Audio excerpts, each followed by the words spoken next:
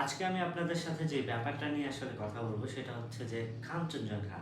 কাঞ্চনজঙ্ঘা কিন্তু পৃথিবীর ৩য় পর্বতশৃঙ্গ, যা কিন্তু বাংলাদেশের তেঁতুলিয়া অর্থাৎ পঞ্চগড় জেলা থেকে দেখা যায় এবং তেঁতুলিয়া উপজেলা থেকে খুব সুন্দরভাবে আপনারা দেখতে পারবেন ডাকবাংলো থেকে। আসলে যারা পঞ্চগড় ভ্রমণ করতে চান অর্থাৎ তেঁতুলিয়া ভ্রমণ করতে চান কাঞ্চনজঙ্ঘা দেখার উদ্দেশ্যে, তাদের অধিকাংশ মানুষের একটাই প্রশ্ন যে কাঞ্চনজঙ্ঘা আসলে কখন দেখা যায়, রাইট, এবং কোন মাসে দেখা যায়।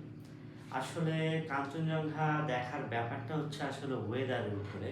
ওয়েদার যদি ভালো থাকে তাহলে অবশ্যই কাঞ্চনজঙ্ঘা দেখতে পারবেন।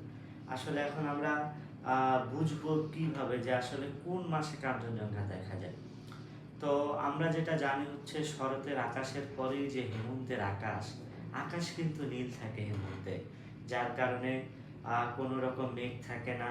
সেই মেঘ না থাকার ফলেই কিন্তু আসলে আমরা পঞ্চগড় জেলা থেকে প্রায় ১৫০-২০০ কিলোমিটার দূরে যে পৃথিবীর ৩য় পর্বতশৃঙ্গ তা কিন্তু দেখতে পাওয়া যায়।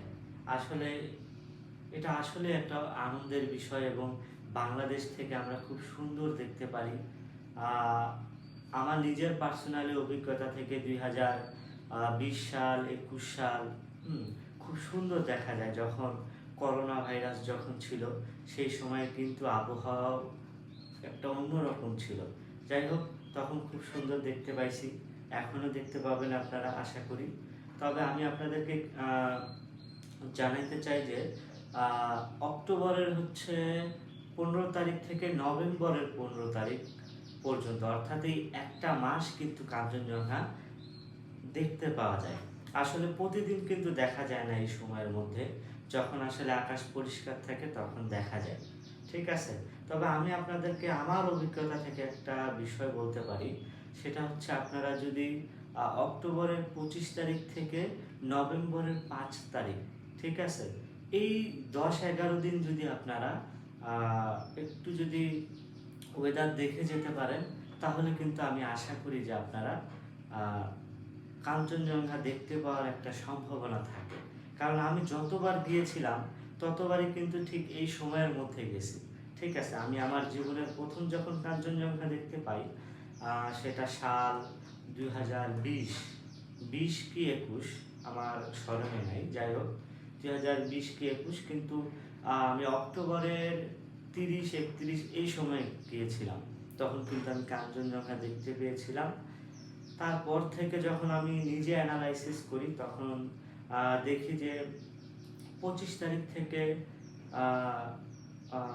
অক্টোবরের ২৫ তারিখ থেকে নভেম্বরের ৫ তারিখ, এই তারিখের ভিতরেই কিন্তু কাঞ্চনজঙ্ঘাটা আমি সচরাচর দেখতে পাইছি। তো এটাই আমার অভিজ্ঞতা থেকে আপনাদেরকে জানালাম।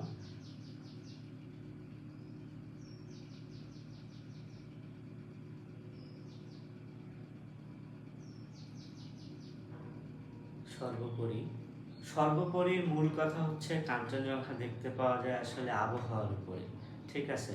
তো আমি আশা করি আপনারা যদি এই ব্যাপারটা বুঝে শুনে যদি যেতে পারেন এবং ওয়েদার যদি দেখে যেতে পারেন, ঠিক আছে, তাহলে কিন্তু হচ্ছে আপনারা কাঞ্চনজঙ্ঘা আপনাদের দেখতে পাওয়ার সম্ভাবনাটা আসলেই অনেকাংশেই বেশি। তো আমি আমার পরবর্তী ভিডিওতে আসলে আপনাদেরকে দেখাবো যে আসলে কোন কোন জায়গার আপনারা আবহাওয়া দেখলে বুঝতে পারবেন যে আসলে কাঞ্চনজঙ্ঘাটা দেখতে পাওয়ার সম্ভাবনাটা বেশি থাকে। তো পরবর্তী ভিডিওর জন্য অপেক্ষা করেন। আশা করি ওই ভিডিও থেকেও নতুন কিছু জানতে পারবেন, কিছু হলেও ইনফরমেশন পাবেন। আল্লাহ হাফেজ।